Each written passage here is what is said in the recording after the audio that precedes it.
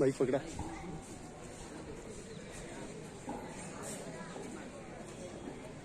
श्रीमान जी बिहार के सामने प्रस्ताव रखना चाहता हूँ। श्रीमान जी, विश्व में कोरोना बहुत खतरनाक गति से फैल रहा है और हजार लोगों की जान चली जा रही है। कोरोना की वजह चीन ही है, चीन की वहां रोग से ही फैला है।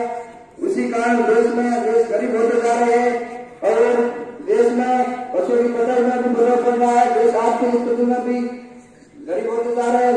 देश में रोगी बहुत अधिक बन रहे हैं और इसी कारण शरीर को पीड़ित किया जाए और शरीर को भारी जुर्माना लगाया जाए और शरीर को 50,000 का जुर्माना दिया जाए और शरीर को जल्दी से लोग मेरा यही प्रस्ताव है आगे।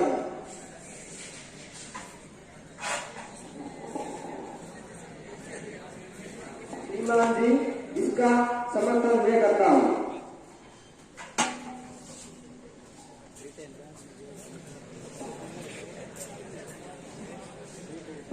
श्रीमान जी, मैं आपसे कहना चाहता हूँ कि ये सब महामारी अब चीन के कारण ही फैली है और इस चीन ने हमारे क्षेत्रों में ऐसी बाधाएं डाली है, शिक्षा में, व्यवसाय में लोगों को बेरोजगार कर दिया है और इस कारण चीन को लाखों करोड़ का जुर्माना भरकर इस चीन पर कार्रवाई करे और दंडित का जुर्माना भरा।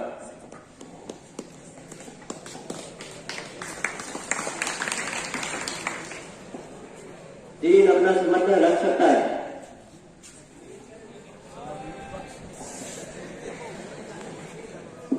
श्रीमान जी, इसका समर्थन मैं नहीं करता हूँ। हमारे देश में कोई कोरोना नहीं फैला है। ये मीडिया वाले सभी देश हमारे पर झूठे आरोप लगा रहे हैं। हमने कोरोना पर जल्दी से काबू पा लिया है, जिससे कि लोग हमारे ऊपर नाराज हो गए और मैं अपना वीटो पावर का उपयोग करके इस प्रस्ताव को खारिज करता हूँ।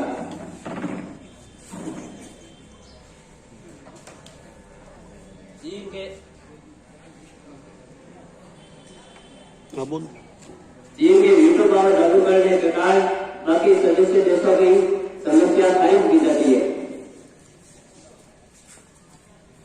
ऑर्डर और वह प्रस्ताव रखना जाता है।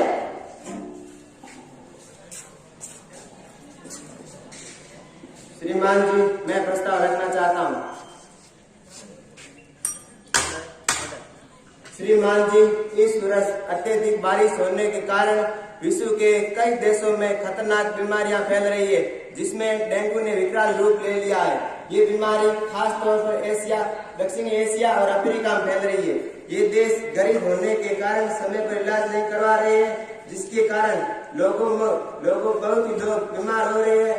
इतने बीमार हो रहे हैं कि हॉस्पिटलों में इनको एडमिट कराने की जगह तक नहीं रही और डॉक्टर इनके लिए कम पड़ रहे हैं, मेडिकल टीमें कम पड़ रही है। इनको ये देश बेरोजगार होने की कगार पे है और इनको तुरंत इनको अभी इनको आर्थिक सहायता, मेडिकल टीमें और डॉक्टरों को हेलीकॉप्टर के द्वारा अभी रवाना करने का मैं प्रस्ताव रखता हूँ।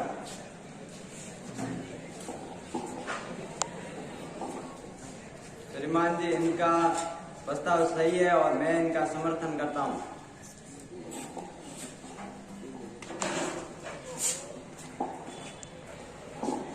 इनका समर्थन मैं करता हूँ।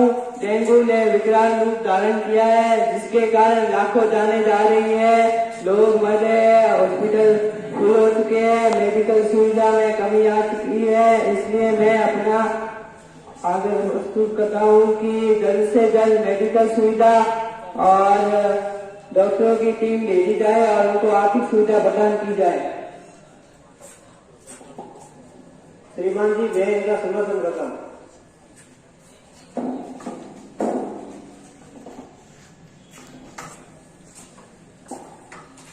गरीब देशों की आर्थिक स्थिति बिगड़ने के कारण आज तुरंत ही वायु विमानों की तरह डॉक्टरों की टीम और मेडिकल सुविधा और किट प्रदान किए जाते हैं। सुरक्षा परिषद आज ऐलान करता है कि 50 करोड़ से अधिक राशि और मेडिकल टीम आज तुरंत भेजी जाएगी और आर्थिक स्थिति में बिगड़े लोगों को आर्थिक सुविधा, मेडिकल सुविधा प्रदान की जाएगी। ऑर्डर। आज का सत्र समाप्त। आज का सत्र यही समाप्त किया जाता है। ऑर्डर।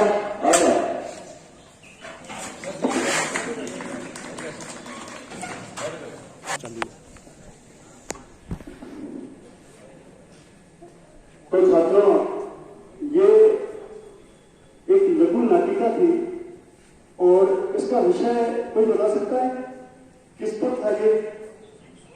हाँ, संयुक्त राष्ट्र संघ पर।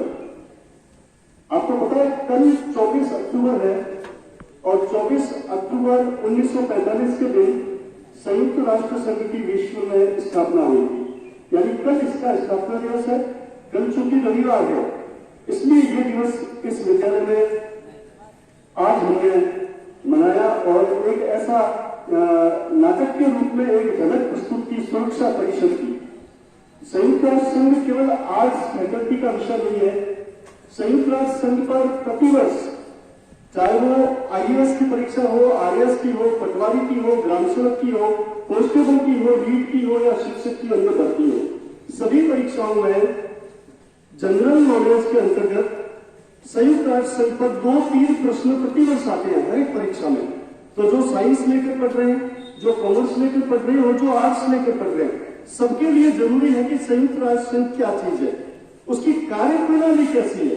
वैसे तो हम सीधे आपको यहाँ बता देते हैं भाषण के रूप में कि ये इसके अंग है, इसकी स्थापना कब हुई, ये उद्देश्य ये, लेकिन हमने सोचा प्रधानाचार्य महोदय के मार्गदर्शन में कि भाई क्यों नहीं एक झलक ही प्रस्तुत की जाए संयुक्त राष्ट्र संघ की कार्रवाई की, और वो भी सुरक्षा परिषद की। सुरक्षा परिषद विश्व की सर्वोच्च शक्तिशाली संस्था है। सुरक्षा परिषद से शक्तिशाली कोई संस्था इस विश्व में नहीं है। इसमें 15 देश होते हैं, 5 स्थायी सदस्य और 10 अस्थायी सदस्य। 5 स्थायी सदस्यों को वीटो पावर होता है। जैसा कि आपने देखा कि चीन ने अभी एक सिंबॉलिक रूप से चीन ने अपने वीटो का यूज किया।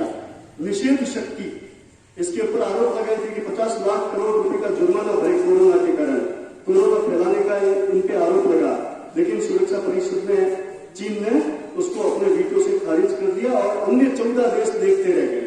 यानी ऐसा ये पावर है।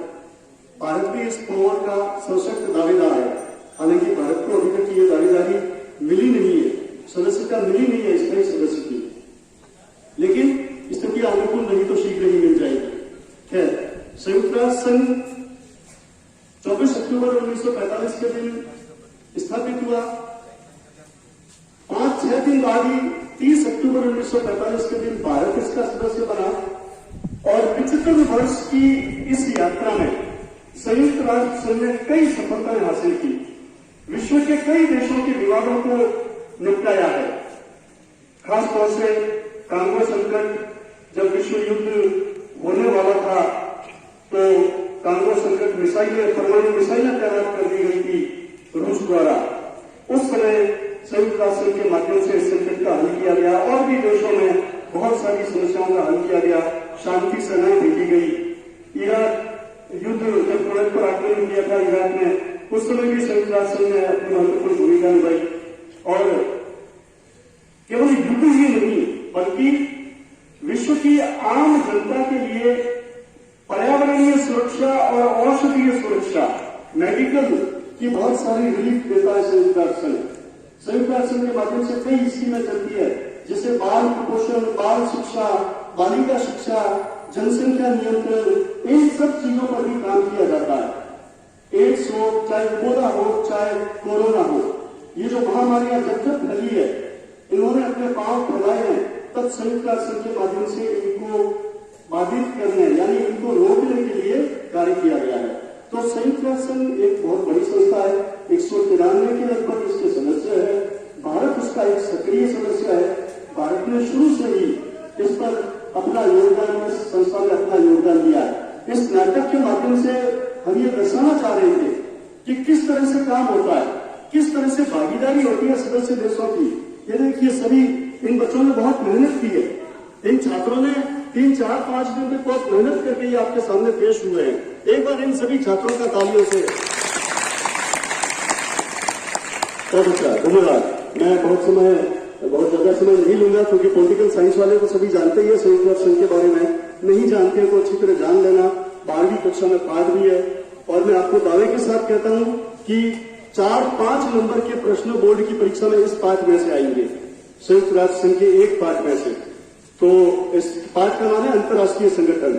अच्छी तरह इसको रीड करना है, कोई समझ में नहीं आए अपने संबंधित व्याख्याता से पूछ रहे हैं, मेरे पास आ जाए कोई भी समस्या हो, रमेश जी है, कमला जी है, तो किसी से भी आप इसका समाधान कर सकते हैं। अब मैं हमारे प्रधानाचार्य श्री कमल सिंह जी से निवेदन करूंगा कि वो भी बच्चों को आशीर्वाद स्वरूप 2 शब्द कहें। श्री कमल सिंह जी रानी का।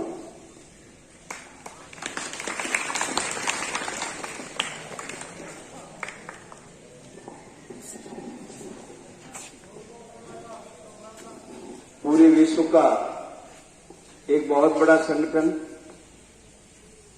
जिसने पूरी दुनिया को दिशा दी है और एक प्रजातांत्रिक तरीके से कार्य करने की व्यवस्था पूरी दुनिया में लागू की है। वर्षों पहले इस प्रकार की व्यवस्था नहीं हुआ करती थी। अलग अलग राष्ट्र अपनी समस्याओं के लिए जूझते थे, लड़ते थे, कार्य करते थे और यदि कोई बीमारी या इस प्रकार की महामारी फैल जाती थी तो दुनिया से कहीं भी उन्हें सहारा नहीं मिलता था। दुनिया के विद्वान देशों ने और तत्कालीन लोगों ने इस बात को अनुभव किया और जैसा कि हम जानते हैं, हमारे देश में पुरातन काल से भी ये माना जाता है वसुधैव कुटुंबकम।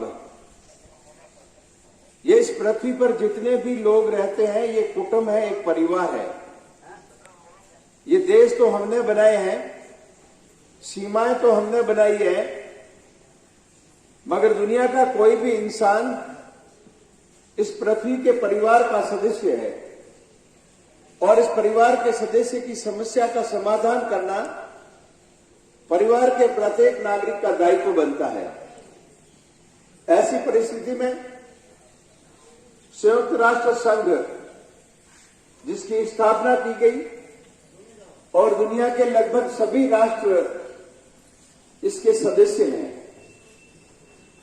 और कुछ सदस्यों को विशेष दर्जा दिया गया है, जिसे आपने देखा वीटो, विशेषाधिकार है उनको।